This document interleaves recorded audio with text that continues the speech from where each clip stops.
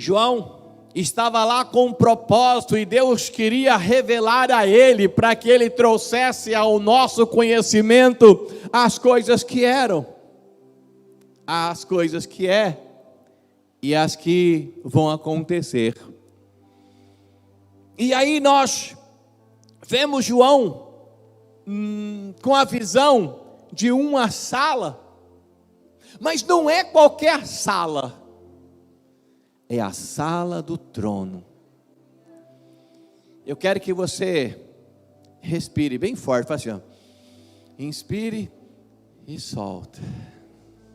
Agora de novo, inspire e diga, é a sala do trono. Olha para o seu irmão e faça a sua melhor cara e diz para ele, a sala do trono. O que Deus mostra para João não é qualquer lugar, é a sala do trono.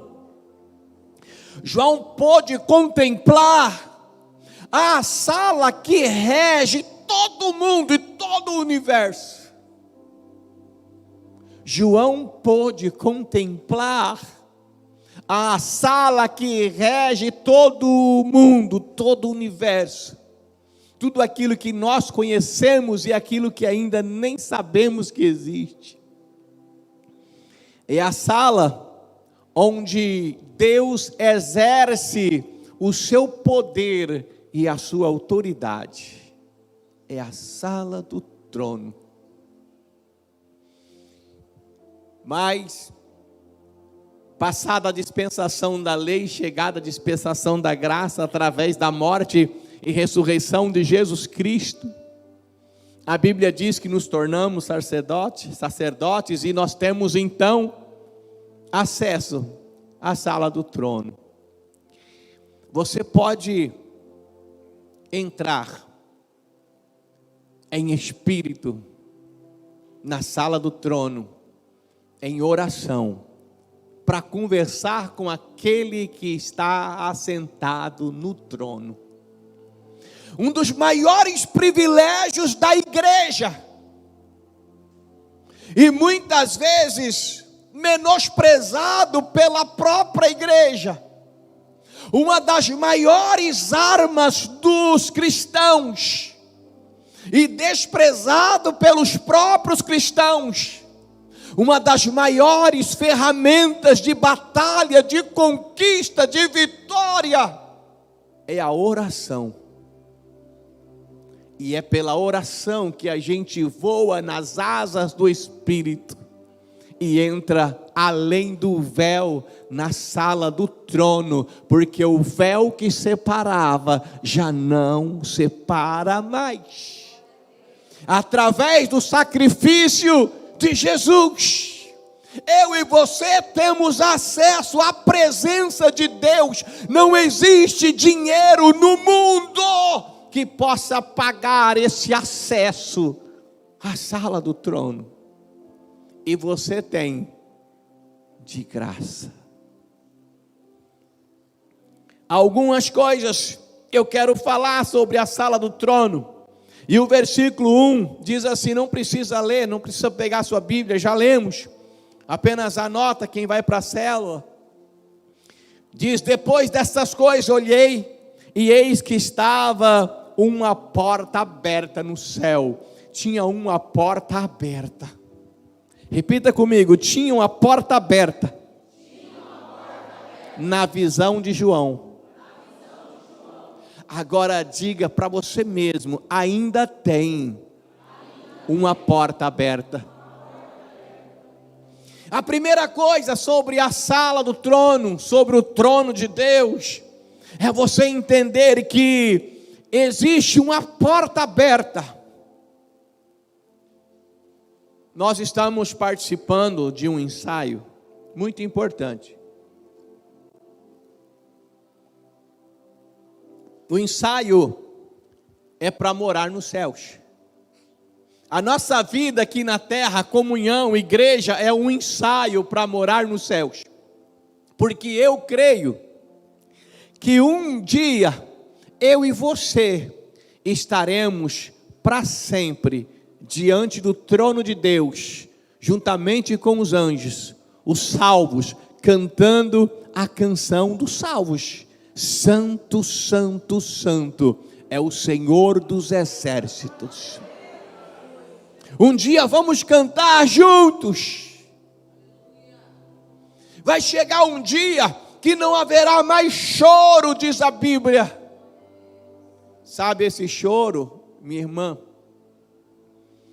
Sabe esse choro, meu irmão, que às vezes é doído no peito, que você se tranca no quarto e fala com Deus, coisas que não dá para falar nem com a pessoa mais perto de você, porque tem coisas que é só você e Deus, situações da vida que te fazem sofrer, que te fazem chorar, que te fazem às vezes momentaneamente estar angustiado.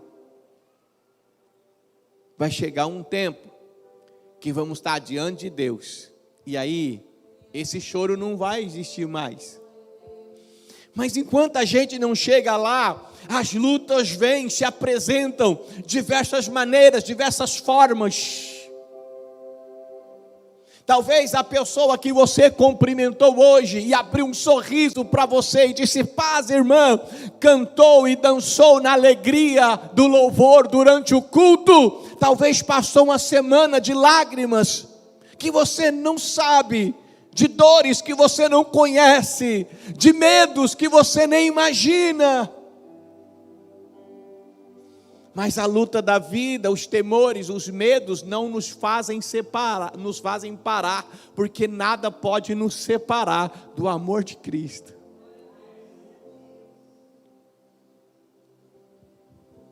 Mas a luta vai sempre se apresentar. E existe um lugar para onde eu posso correr, buscar refúgio. Jesus disse assim: olha, entra no teu quarto, feche a porta em secreto, fale com Deus, converse com o Senhor. Quando você entra no seu quarto, você abre a porta, você entra no seu quarto e fecha a porta e dobra os seus joelhos, a porta do quarto, do escritório, daquele cômodo, pode estar fechada, mas quando você dobra o joelho, você se coloca diante de uma porta aberta nos céus, porque é pela oração que você entra na sala do trono. Mesmo que, pastor, mas eu oro num quarto que nem tem porta, mas quando você se fecha para todas as outras coisas, e esse momento é o meu momento com Deus, e quando você se prostra, é posto diante de você uma porta aberta para você entrar na sala do trono e falar diretamente com Deus.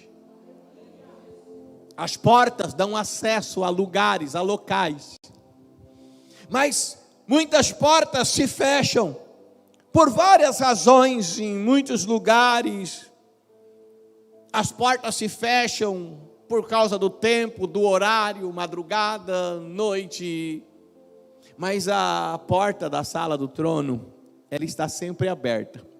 Não importa se é sábado ou domingo, se é feriado, se é muito calor, se está frio, se o dia é chuvoso, se faz tempestade, a porta da sala do trono vai estar sempre aberta.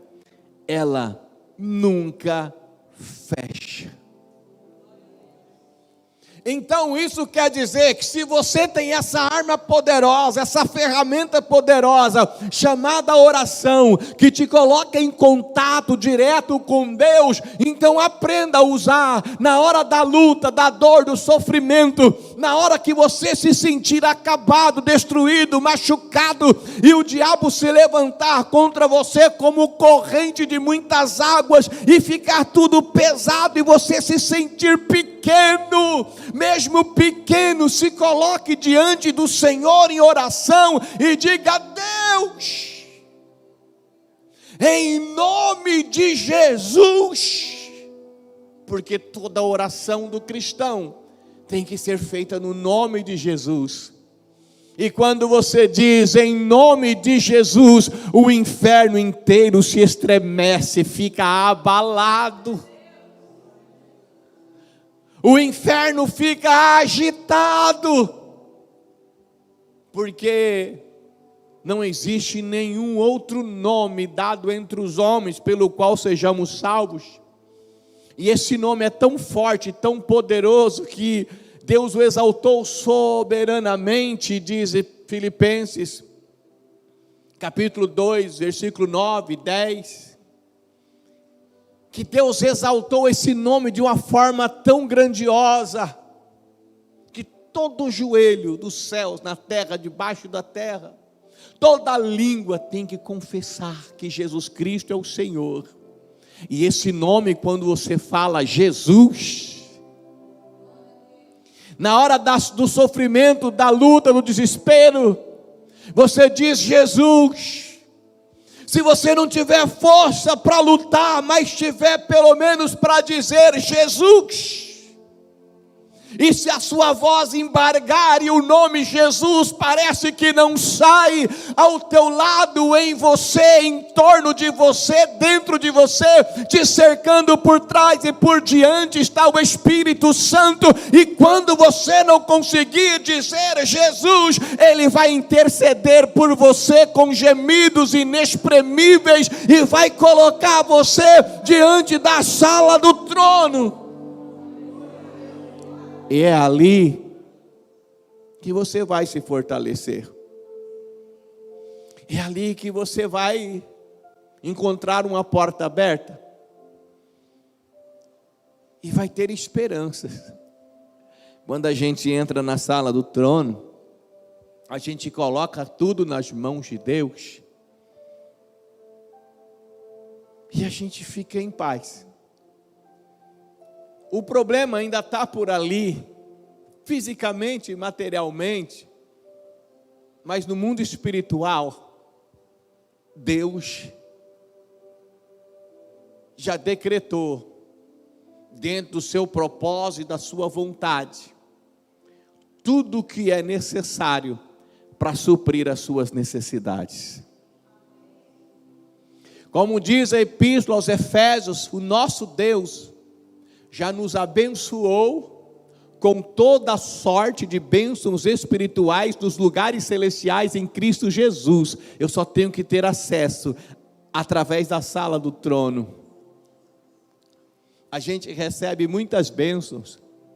Eu espero que essa semana seja uma semana de muitas bênçãos sobre a tua vida.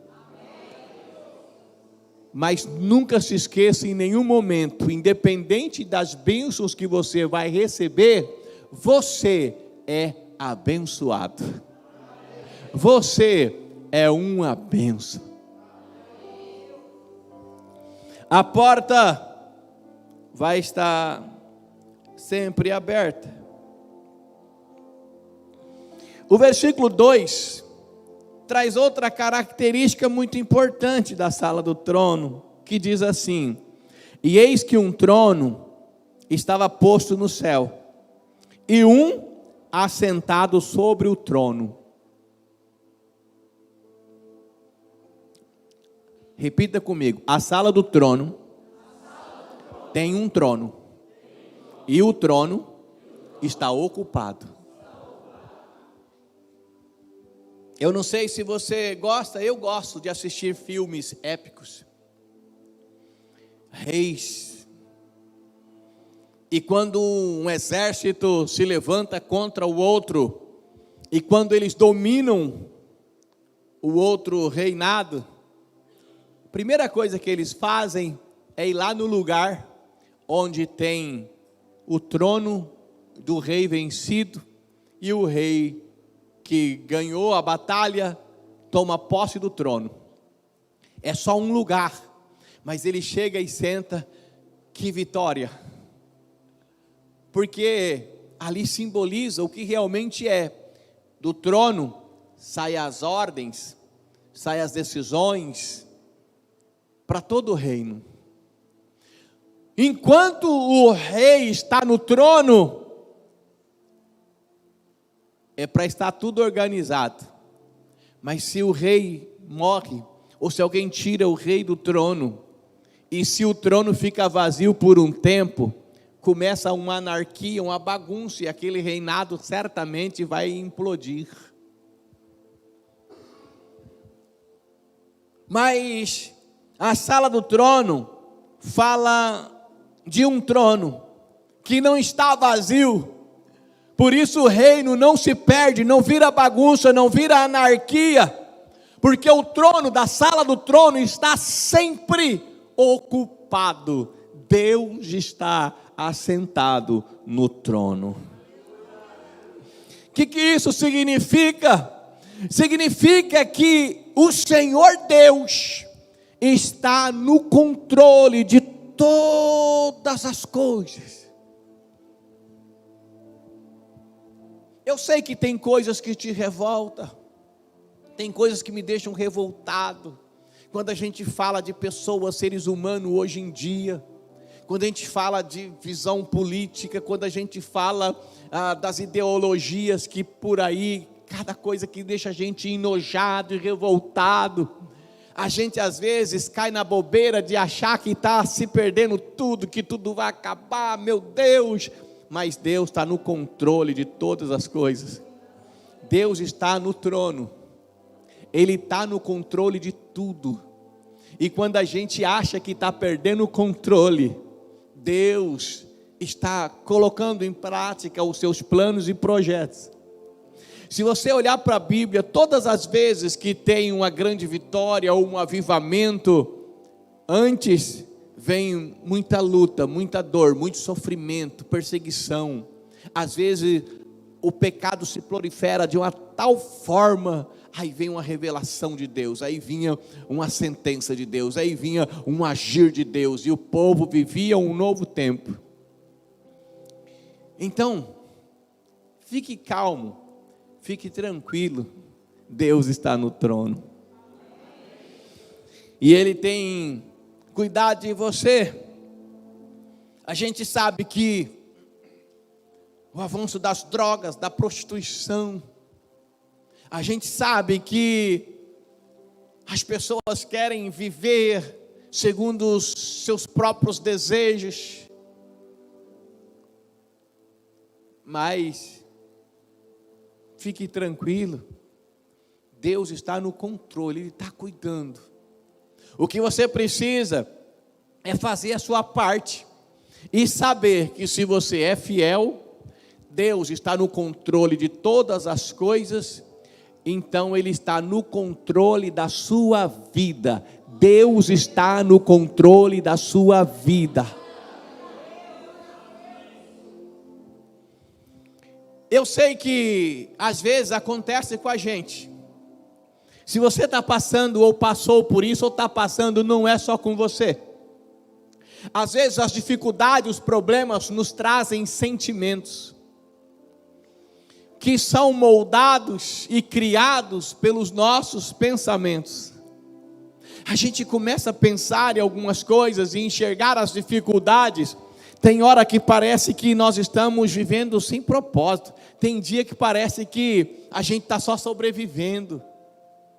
Tem dia que parece que eu estou na contramão do mundo. Parece que na igreja está todo mundo bem e eu estou meio perdido. Por que comigo tudo isso? Porque tem coisas que parecem que só acontecem comigo. Mas calma, respira fundo. Deus, Ele tem o controle sobre os montes, Ele tem um controle sobre os mares. Deus tem o controle sobre as areias da praia. Deus tem o controle das aves no céu, dos pássaros. Foi Ele quem disse: olha os pássaros dos céus, eles não trabalham, não juntam em celeiro, olha os lírios do campo. Foi Jesus quem disse: o nosso Pai cuida de tudo isso. Quanto mais de você, homem de pequena fé, Deus tem cuidado de você. A sua vida não pode virar uma anarquia, uma bagunça, porque ela está sobre o governo de Deus.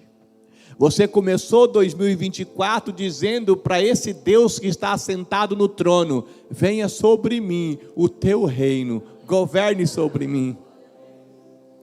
Então logo, pode ficar tranquilo.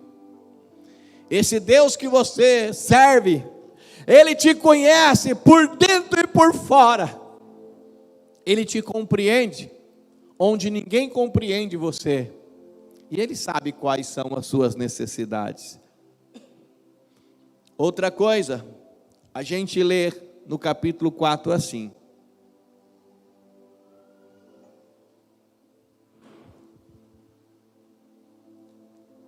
e o arco celeste estava ao redor do trono, e parecia semelhante à esmeralda.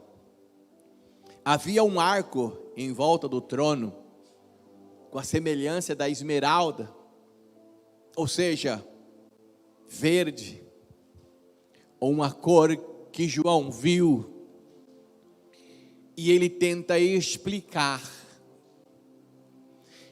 E eu não sei se você sabe, mas pela ciência, a cor verde é uma cor que descansa as vistas, é uma cor que nunca cansa. Então a gente pode pegar esse ponto para dizer que quando você chega na sala do trono, porque a porta está aberta, há um caminho de acesso, o sangue de Jesus, há um Deus no trono. Mesmo diante das lutas e dificuldades da vida, você pode continuar olhando constantemente para o trono, porque de lá vem o seu renovo, e você nunca vai cansar. Você pode olhar firmemente, como diz a Epístola aos Hebreus 12:1, olhando para Jesus, autor e consumador da nossa fé. Tem horas difíceis na vida, e a gente precisa entrar na sala do trono, olhar para o trono, olhar para o nosso Deus e não tirar o olho.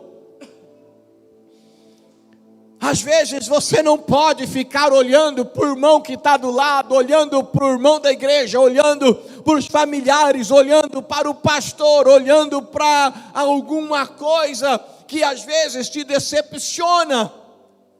Mas é preciso olhar firmemente para Jesus Cristo, pois nós somos imperfeitos, mas o nosso Deus é fiel, e Ele não falha, Ele é perfeito, Ele é infalível, Ele é inquestionável, Ele é Deus, grande, forte, poderoso, tremendo.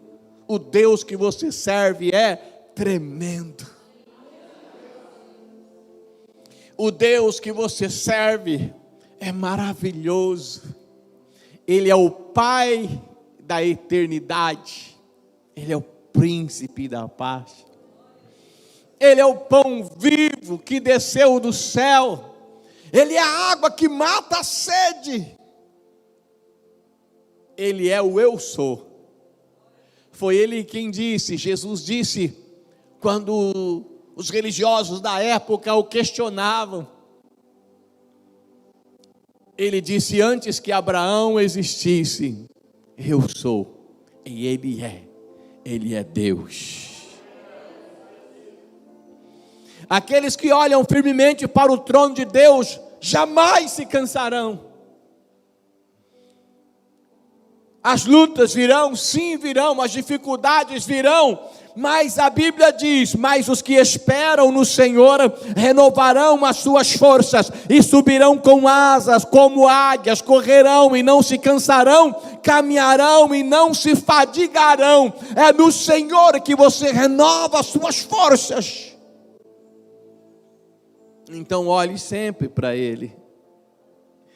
O versículo 5 diz assim: e diante do trono ardia 7 lâmpadas de fogo. Eu vou usar só a parte, o fogo que ardia.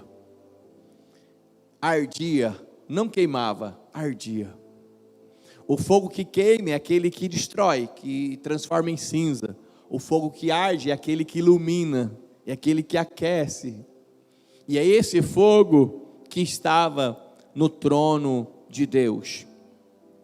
O fogo que arde, assim como o da sarça, ele tem um propósito. Mesmo que seja até para alimentar, é um fogo que estava diante do trono e que João viu. E esse fogo, ele está continuamente no altar de Deus. Ele queima, ou melhor, ele arde continuamente diante do altar. E é ali que você recebe a direção de Deus. E é ali que os seus caminhos são iluminados. E você consegue, a cada passo que você dá, você consegue enxergar um pouco mais além. Quando você está dirigindo um carro na pista, você não enxerga toda a pista à noite. Você enxerga onde a luz ilumina. Para enxergar mais adiante, você precisa continuar na estrada. E conforme o carro vai indo levando a luz, ela vai dissipando a escuridão e você enxerga toda a estrada. E você precisa confiar que tem uma estrada ali. Se lá na frente uma ponte caiu, e se não tiver ou houver nenhuma sinalização, você pode ter dificuldade, sofrer um acidente, se você estiver muito rápido. Mas você confia que a estrada está tudo bem, você dirige, você vai. Na vida, para eu saber qual é a vontade de Deus, eu preciso entrar na sala do trono. Eu preciso estar diante de Deus e deixar que esse fogo que arde ilumina os meus caminhos. E aí eu começo a dar passos pela fé. E conforme você caminha, Deus vai revelando o propósito dele para a tua vida. Pastor Sidney Luiz, como que eu sei qual é a vontade de Deus para a minha vida? Como eu vou saber qual é o propósito de Deus para mim? Como eu vou saber em que área Deus quer trabalhar na minha vida, ou quer que eu trabalhe? Como eu vou servir a Deus? Qual é o plano de Deus para mim? Não fique sentado esperando uma revelação, porque a maior revelação você já tem: Jesus Cristo, o Filho do Deus vivo. Agora caminhe com Ele, e conforme você caminha na fé, é que você vai tendo a direção de Deus. Pastor, eu não sei o que Deus quer para mim, eu não entendo. Você está caminhando? Se você estiver parado, vai ficar sem entender. Comece a caminhar, e deixa Deus ir revelando para você, mostrando. Assim como você dirige o seu carro no controle de um GPS, dirija tantos quilômetros, você vai. Agora vire à esquerda, você vai. Na rotatória, pega a segunda saída, você pega. Se você fica parado, não vai ter a orientação do GPS. Na vida é a mesma coisa, comece a andar, que Deus dirige você.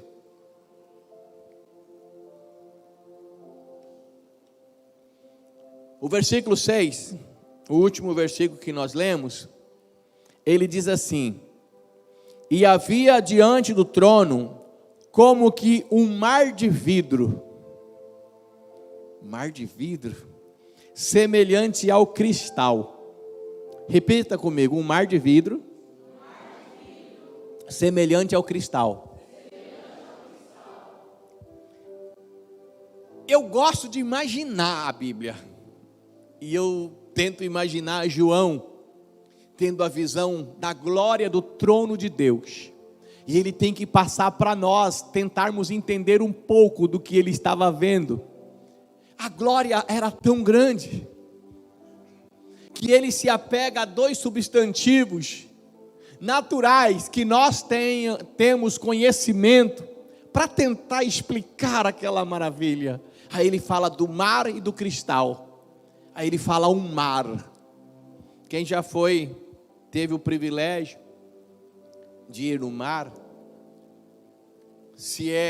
dependendo do lugar, você olha e você não consegue enxergar o final. É um mar. E João fala que diante do trono tinha um mar de vidro, como se fosse um mar de cristal, para que a gente conseguisse entender. A visão que João estava tendo era tão linda, que ele traz para nós esse exemplo. O mar, ele é conhecido pelos seus mistérios. Existem animais, peixes no mar que ainda nem foram catalogados, lugares ainda inacessíveis, profundidades que, se você pegar o monte mais alto e jogar dentro do mar, ele não consegue preencher. Tamanha a sua grandeza e a sua profundidade. Assim são e assim é o conhecimento de Deus, o pensamento de Deus é profundo, muito além daquilo que a gente possa imaginar. Às vezes eu vejo pessoas aí brigando, teólogos tentando provar isso e o outro contrapõe e tenta provar aquilo, mas faz parte, tudo isso é válido, mas um bom estudante das Escrituras sabe que nada sabe, porque tem coisas que ainda não foram reveladas. E o trono de Deus, existem mistérios que jamais foram revelados ao homem. Ali procede toda a sabedoria de Deus, todo o entendimento, toda a glória de Deus. Então é um lugar que somente quem é privilegiado pode acessar. E você é uma destas pessoas. Ali está o que diz a Bíblia. Mas como está escrito, as coisas que o olho não viu, e o ouvido não ouviu, e não subiu ao coração do homem, são as que Deus preparou para os que o amam. A sala do trono é o lugar em que nós entramos para buscar socorro, para buscar proteção, mas é o lugar que a gente entra para sentir o amor, a graça, a glória de Deus. É o lugar que a gente fica em adoração e recebe revelação. Eu vou falar uma coisa que só vai entender quem é de oração, quem tem comunhão com Deus. Quando eu falo que é de oração, não estou dizendo de quem ora mais tempo, muito tempo. Estou dizendo quem tem tempo com Deus. Aquela pessoa que já experimentou o momento de orar, tirar aquele...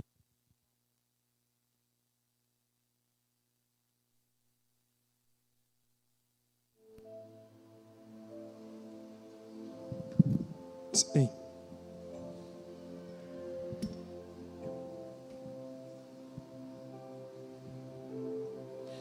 Só para ela e Deus.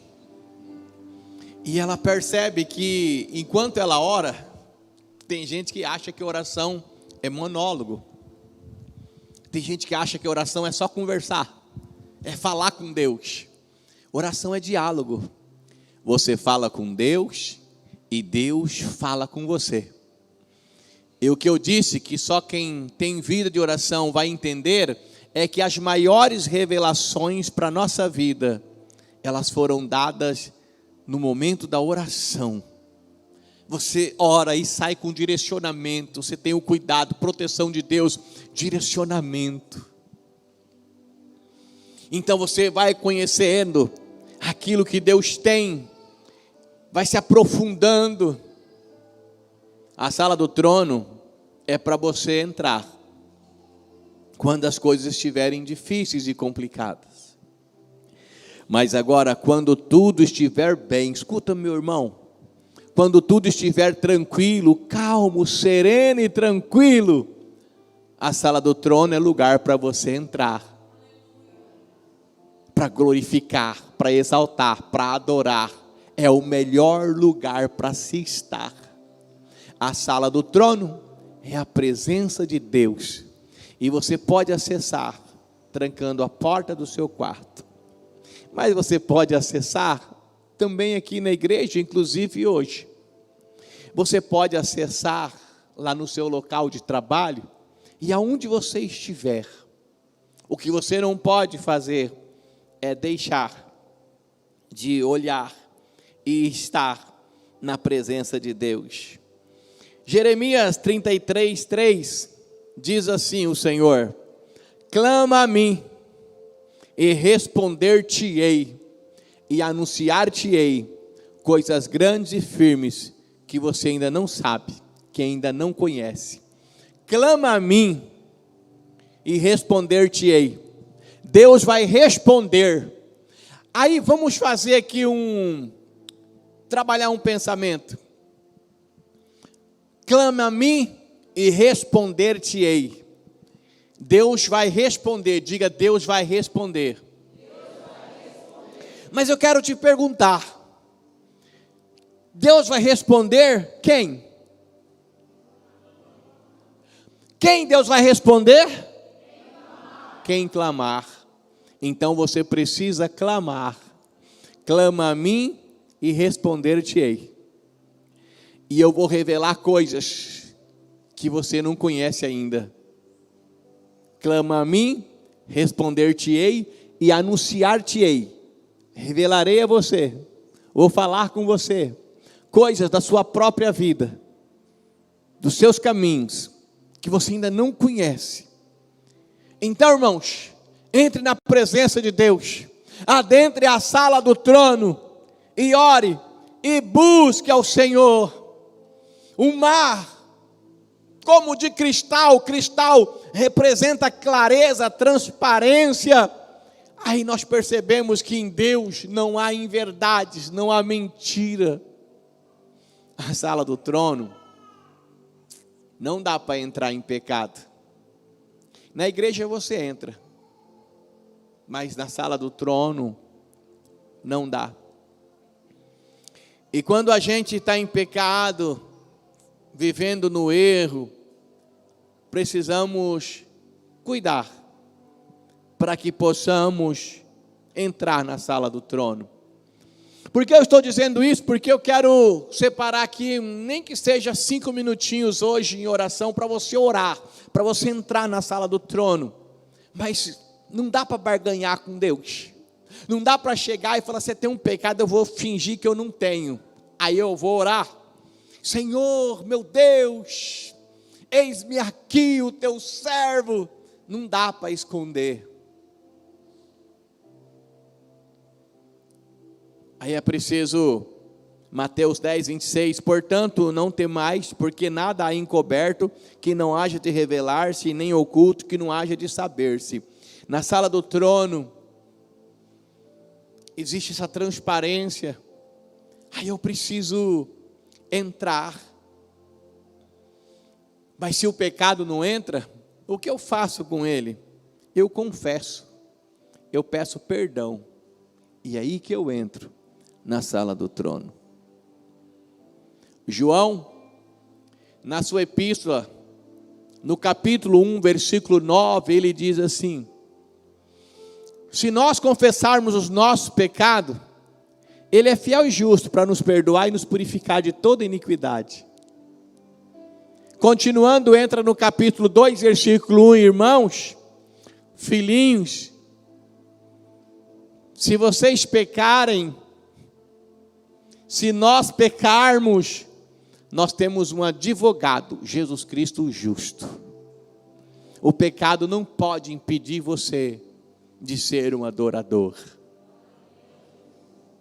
Aí eu peço perdão e eu entro além do véu na sala do trono.